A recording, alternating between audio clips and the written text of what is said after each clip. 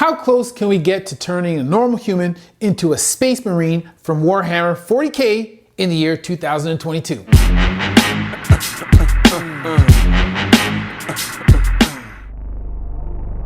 They shall be my finest warriors, these men who give themselves to me. Buckle up, interns. This video is going to be a doozy, and in part 1, we will cover the reproduction, gene modification, and implantation aspects of the Space Marine creation process. In part 2, to be released in a couple of weeks from now, we'll assess each of their 19 freaking organs and look for modern alternatives. In the Warhammer 40k universe, the Space Marines, also known as Astartes, are superhuman super monks who fight to protect the Imperium of Man.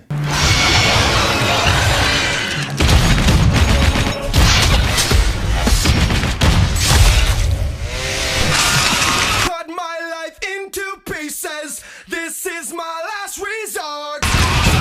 They wear mechanized suits of armor and have modified genomes that grant them superhuman strength and endurance. Today we're going to take a critical look at their creation process to determine how close modern medicine is to the all-powerful Space Marines. After a grueling selection process, successful Space Marine candidates receive 19 unique organ implants that significantly alter their biology. Yes, I did say 19. As in the number before 20. That is a lot of surgery. The implants are introduced in phases between the ages of 10 and 16 years old. Like clay I shall mold them, and in the furnace of war forge them.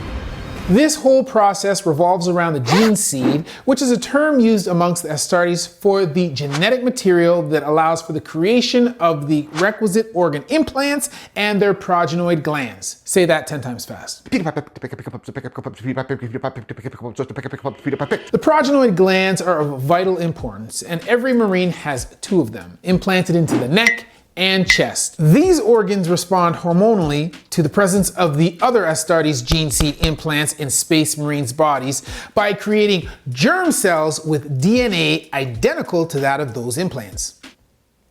Are you still following me? Barely. Inside the progenoid glands, the germ cells for the 19 gene seed organs grow in a process similar to cellular mitosis, which is a type of cell division in which one cell, the mother, divides to produce 2 new cells, the daughters, that are both genetically identical to themselves, both carrying the DNA of the mother cell. These germ cells are stored like sperm or egg cells are stored in the testes and the ovaries of normal men and women. After a number of years, the germ cells can be harvested and then grown in vitro, which means in a lab, into the necessary organs by apothecaries of a Space Marine chapter. A single apothecary would slaughter his way through thousands of enemies just to transfuse the last few drops of blood he has into one of his brothers. The progenoid gland in the neck reaches maturity after 5 years and the one in the chest after 10. Sometimes the neck progenoid is harvested preemptively as the procedure is easy and relatively safe, while the gland located in the chest is typically harvested only after a Space Marine has died. Once the progenoid and the germ cells within have been harvested, the process is ready to begin again. This is literally how they reproduce. We'll also go over if it's physically possible for a 10-foot tall demigod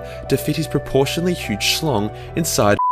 Though it should be noted that the DNA passed on will be that of their Primarch, not their own. The Primarchs are essentially the first versions of each Marine chapter, genetically engineered immortal superhumans that the Astartes are modeled after. And outside the scope of today's video. See you later. I can't, sorry, I've got a lot on my plate. Before we can consider the implantation procedures or the feasibility and the function of the individual organs, we need to talk about the reproduction process.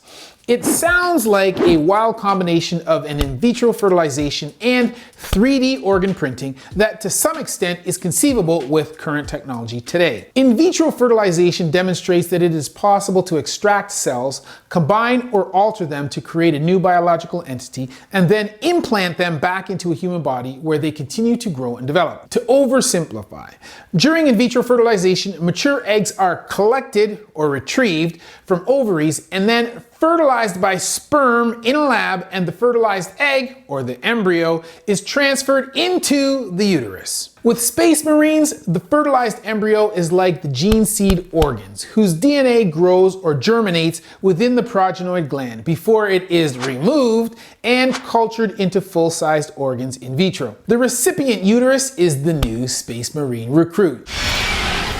I am the uterus!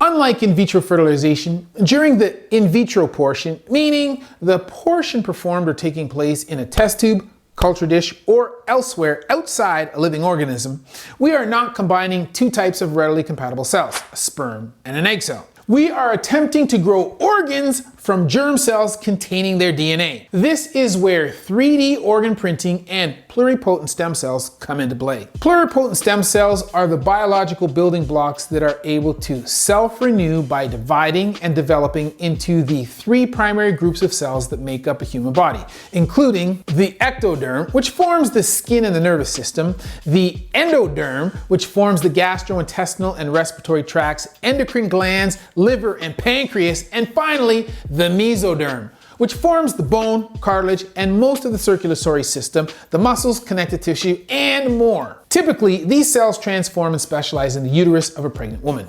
But in 3D printing, they are cultured, which is a process by which cells are grown under controlled conditions until they specialize into heart or liver cells, for example. The cultured cells are then combined with gelatin, collagen, or another natural or synthetic polymer, selected for its biocompatible components and favorable rheological properties. Bio-ink can be used to fabricate multicellular structures that imitate native tissues when applied to a biocompatible scaffold. A biocompatible scaffold is a three-dimensional porous, fibrous, or permeable structure formed from natural polymers such as gelatin, chitosan, collagen, chondroitin sulfate, and hyaluronic acid. It is intended to permit transport of body liquids and gases, promote cell interaction, viability, and extracellular matrix or ECM accumulation with minimum inflammation and toxicity, while biodegrading at a certain controlled rate. Doctors, yep, that's me, would create a biocompatible scaffold for each of the 19 gene seed organs, then populate the scaffold with bio-ink derived from stem cells, or germ cells carrying Primark DNA and a gelatin-like substance. Within the scaffold, the cells then need to multiply, further specializing into the correct types of cell, and assemble themselves in the right proportions and positions to emulate the 3D structure and cellular interactions present in the real organ. The application of bio-ink is repeated until the desired organ's tissue is created. So far, so good. Actually, wait. I think modern science has hit a snag here. I didn't start out, and no one starts out as a flat earther, but I had a lot of questions. We have had astounding but limited success growing functional organs from scratch, let alone transplanting them into patients. In 2018, a team at the University of Newcastle printed the first human corneas, while a group at Tel Aviv University produced a miniature heart by printing with human tissue from a cardiac patient. Scientists at Michigan State University have since taken that a step further by printing a mini human heart using a stem cell framework that imitates the environment in which a fetus develops, allowing for the creation of all the cell types and intricate structures necessary for a functioning heart. And so you've got your heart, which means there's a father of 3 in Nebraska who now has a very little chance of receiving one. In 2020, researchers at the University of Cambridge rebuilt a whole working human thymus for the very first time. The thymus is an immune organ which plays a role in transplant rejection, and so the successful generation of a functional thymus has hopeful implications for transplantation in the future. The thymus. These are giant steps forward for modern medicine. But don't get me wrong, it's just a far cry from 19 organs, some much larger than the thymus, that we don't even possess the DNA for. Even Atilde Redwan, the scientific officer for CellLink, the first company to commercialize bio-ink, is realistic about the limitations of the technology. Recreating the full function of an organ, the synchronicity of the heart's action, for example, or the filtration function of a kidney, is no easy thing. Redwan estimates it could be 10 to 15 years before fully functioning tissues and organs printed in this way may be transplanted into humans. We have, however, had greater success in growing smaller and less complicated organoids, functional collections of tissues with similar properties to real organs, but much smaller in size, typically less than 5 millimeters. We must depend on future advances and research before real organs are a reality. So in 15 or so years, we may have the capacity to reproduce and implant human organs.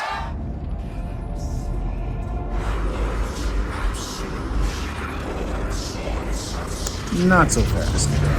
What about implanting organs with a specific imagined function? Sure, some of the gene seed organs implanted into the Astartes are superhuman expansions of organs that already exist, a second heart or a third lung, but others have more imaginative custom functions like enabling the Astartes to spit blinding poison, or allowing them to read or absorb genetic material consumed by the Marine. The 8th gene seed organ is the orthopedic, which is by far the fucking weirdest. Basically, the omophagia allows a Space Marine to relive the memories of someone or something by consuming its flesh. Yes, they could learn your memories by eating your brain. Brain masala. Oh wow, alright. Just like grandma used to make. Yeah, totally. Who am I kidding? Even the simplest implants endow the recipient with otherworldly power. Let's talk about that third lung that enables the Marine to breathe underwater and in atmospheres with low oxygen. That can also filter out poison gas. That's more than just an extra lung. But let's not get ahead of ourselves. Since these organs are grown directly from the altered DNA of the parent primarchs, an advanced form of genome editing would have been deployed by the Emperor of Mankind and the scientists of the Biotechnical Division when they were created. Is it possible to create organs in this way? Bear in mind that all the cells within a complex multicellular organism, such as a human being, contain the same DNA, which acts like an instruction manual for our cells as they produce all the necessary tissues, organs, and systems. Thus, what the Emperor achieved was a complete expansion of the human genome to produce beings with 19 extra organs that, when combined with human DNA, yields Space Marines. Throws my brain for a freaking loop. To what degree is gene editing even possible? We have developed a group of technologies that allow genetic material to be added, removed, or altered at particular locations in the genome. A 2016 article in CSH Biology journal cites 4 main technologies most commonly used to facilitate genome editing. Number 1, CRISPR-Cas9. Number 2, TALENs. Number 2, ZFNs. And number 4, homing endonucleases or meganucleases. But of these, CRISPR-Cas9, clustered regularly interspaced short palindromic repeats, CRISPR, CRISPR-associated protein, Cas9, is the most well-known, providing faster, cheaper, more accurate, and more efficient genome editing methods. This form of gene editing was ingeniously adapted from a natural process that occurs in bacteria to defend against viruses. Bacteria capture small pieces of DNA when a virus attacks, so that when the virus attacks again, they recognize it and can take defensive measures. The bacteria tag the virus with a segment of RNA, which guides a Cas9 enzyme to cut the DNA and disable the virus. In order to adapt this system to edit DNA, researchers create a small piece of guide RNA that attaches to a specific target sequence in a cell's DNA.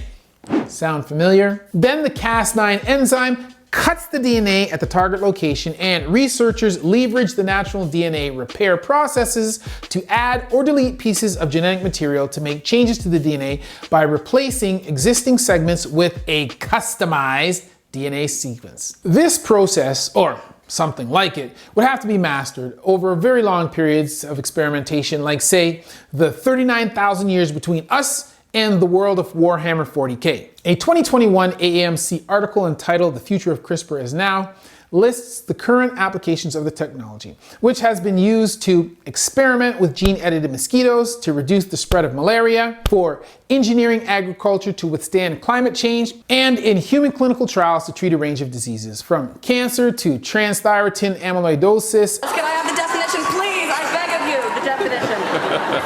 A rare protein disorder that devastates nerves and organs. CRISPR technology has even been used in an unsanctioned manner to edit the genomes of a set of twins in China prior to birth to make them immune to HIV infection. I don't know what this world is coming to. Gene editing experiments in humans are slow-going and our progress is meticulous and careful. There are obvious ethical concerns, and previous work using CRISPR in mouse embryos and other kinds of human cells have demonstrated that editing chromosomes can cause large unwanted effects. Ominous. And since the DNA is the guide for procreation, these unwanted effects can be passed down to future generations. Regardless, a quick look at the successes of CRISPR-Cas9 in other more liberal areas hints at its potential. To date, CRISPR-Cas9 mediated genome editing has been reported in 41 food crop species, 15 industrial crops, 6 oil crops, 8 ornamental crops, 1 fiber crop, and feed crop, and has been used to optimize many variables such as shape, size, shelf life, flavor, biofortification of micro and macronutrients, among other achievements. Yes, in 2022, our crops are basically Space Marines, and they have demonstrated that many aspects of an organism can be modified.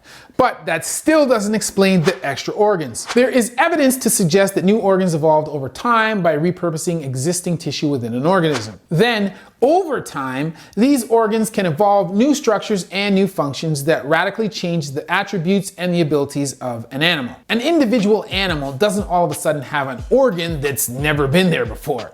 These genetic changes are small and gradual, accumulating until a complex biological structure arrives. To give you an idea how fast these changes occur, we'll take a quick trip to Tibet, where a lightning fast evolutionary change has occurred over the last 3,000 years. That's fast by evolutionary standards. A rapid surge in frequency of a mutated gene that increases blood oxygen content gives locals a survival chance in higher altitudes, resulting in more surviving children. Still, 3,000 years and no new organ? ¿Qué pasa? One way to speed up the evolutionary process is to place organisms in challenging conditions wherein they must achieve a specific goal in order to survive. The rock that was used to build this dam contains essential minerals rich in the calcium that these animals need to stay strong. Adapt or die is a really powerful motivator. But with 19 organs to develop, the organisms would suffer a lot of hardship over a very long period of time. Maybe between now and the year 40k, with extreme conditioning and experimental use of gene editing technologies, we can make some headway. Okay, you know what? Let's just imagine that the Emperor of Mankind is a real being, and that he has transferred his DNA into 20 Primarchs, and that we've mastered 3D printing so that making organs is as easy as baking a cake. That looks Oh dumb. my god! Air Canada needs to hire me to make their airplane food. Would the requisite surgery kill a normal human being?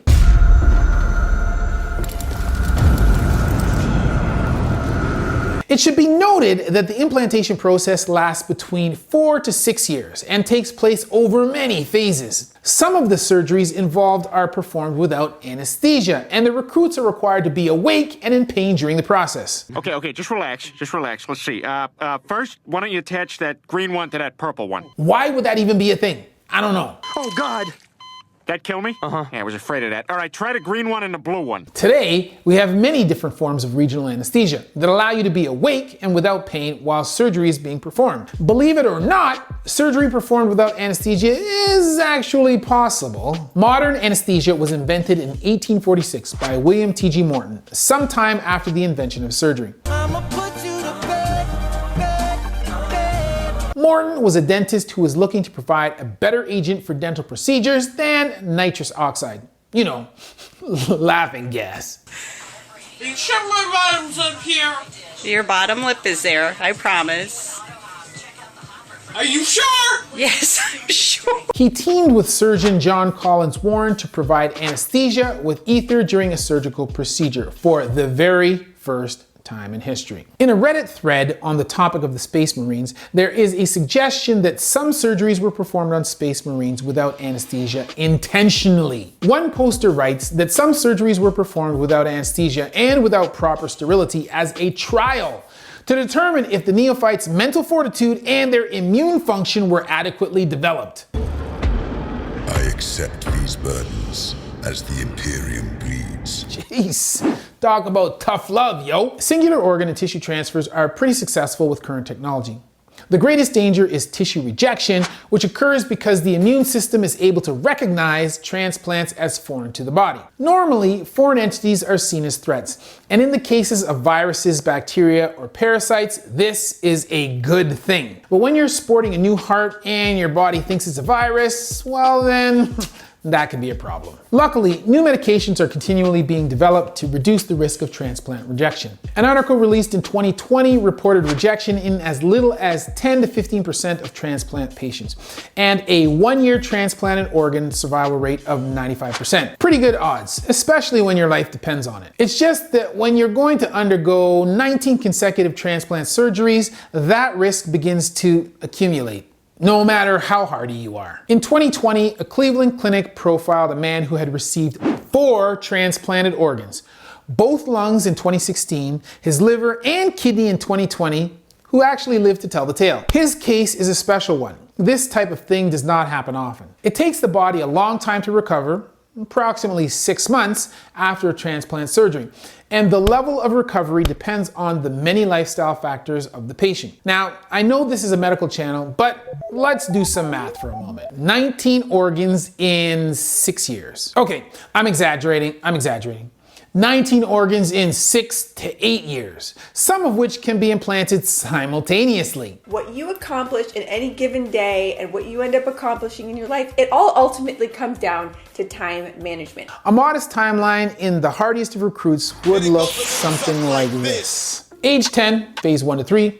Age 12, phases 4 to 5, age 14, phases 7 through 9, and then separately 10 through 11, age 15, phase 12 to 13, age 16, phases 14 to 15, age 17, phase 16 to 18, and age 18, phase 19. And while none of these organs are replacements, they are still foreign tissues that run the risk of rejection and surgical operations that would require the body to adapt and recover, all while training your body and mind to superhuman standards. Suffice it to say that the teenage years of a Space Marine trainee would be positively hellish. Go ahead, wipe your little eyes. Go right ahead. Go right ahead. I guess that's what's necessary when preparing a human to defend against creatures like this.